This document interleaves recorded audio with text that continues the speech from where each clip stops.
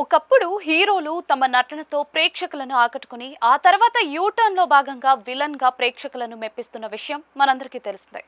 ఈ క్రమంలోనే glamour beauty Rakul Preet Singh తన కెరియర్ లో అత్యంత సాహసోపేతమైన నిర్ణయం తీసుకుంది. ఎప్పుడు కూడా చిలిపి పాత్రలు, గ్లామరస్ రోల్స్ తో అలరించే ఈ భామ ఇప్పుడు ఏకంగా రామాయణంలో శూర్పణఖగా నెగటివ్ షేడ్ ఉన్న పాత్రలో కనిపించబోతుంది.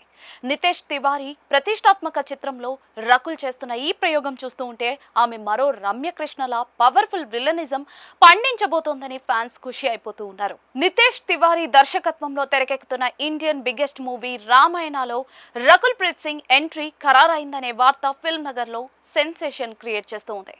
ఈ సినిమాలో రావణాసురుడి సోదరి శూర్పణఖ పాత్రను రకుల్ ప్రీత్ సింగ్ పోషించబోతోందట.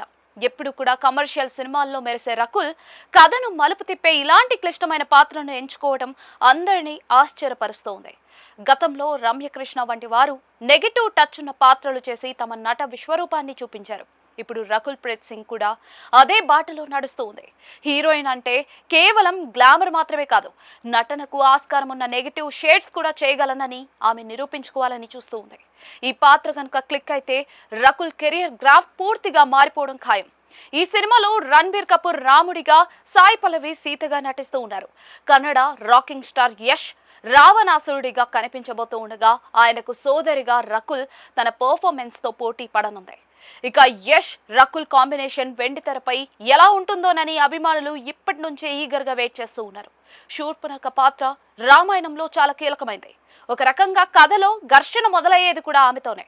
ఈ పాత్రలో రకుల్ సక్సెస్ అయితే మాత్రం భవిష్యత్తులో ఆమె కోసం మరిన్ని వైవిధ్యమైన నెగటివ్ షేడ్ ఉన్న పాత్రలు క్యూ కట్టడం గ్యారంటీ. కేవలం అందంతోనే కాదు, తనలోని నటనతోనూ ఆడియన్స్ ను భయపెట్టేందుకు రకుల్ సిద్ధమవుతోంది.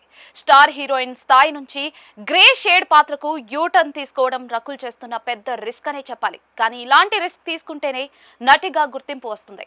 మరి రామాయణంలో శూర్పణఖగా రకుల్ ఎంతవరకు మెప్పిస్తుందో చూడాలి.